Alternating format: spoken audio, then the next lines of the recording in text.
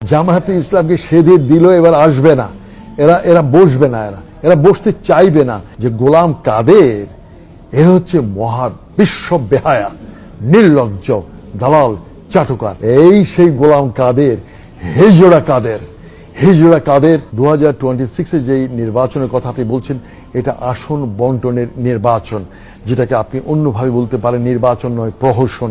আসন ভাগাভাগি অলরেডি ফাইনালাইজের পর্যায়ে চলে গেছে, চূড়ান্তের পর্যায়ে। জামায়াতে ইসলামকে 80 আসন অলরেডি দেওয়ার জন্যে হাতে পায়ে ধরে বসে আছে।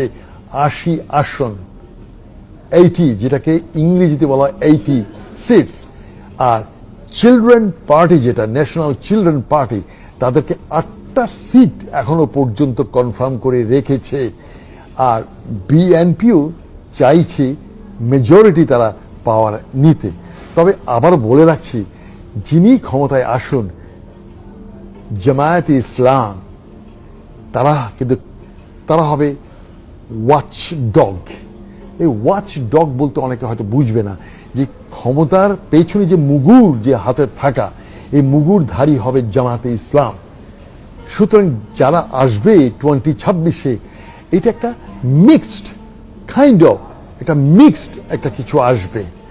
আর আমি আগেও বলেছিলাম জামায়াতে ইসলামকে যদি মেজরিটি দিয়েও এবার ক্ষমতায় বসানো হয়, Jamaat-e Islam is too smart, very smart. Jamaat-e ইসলামকে সেধে দিল, এবার আসবে না, এরা বসবে না, এরা বসতে চাইবে না।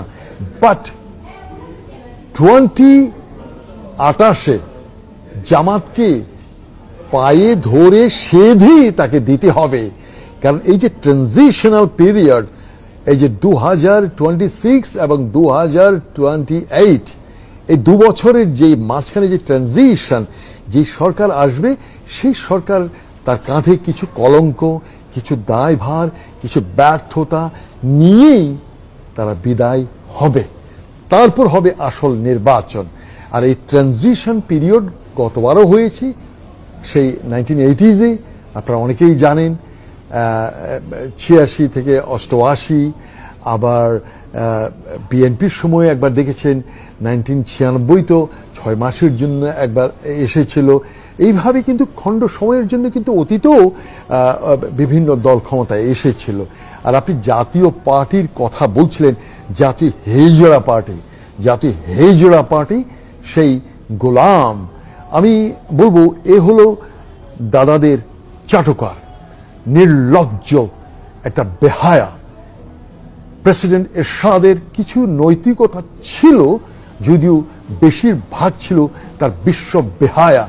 আর তার জিন্দা যে ভাইটা আছে, ও ছিল বিশ্ব বেহায়া। আর এই গোলাম, যে গোলাম কাদের, এ হচ্ছে মহা বিশ্ব বেহায়া, নির্লজ্জ, দালাল, চাটুকার।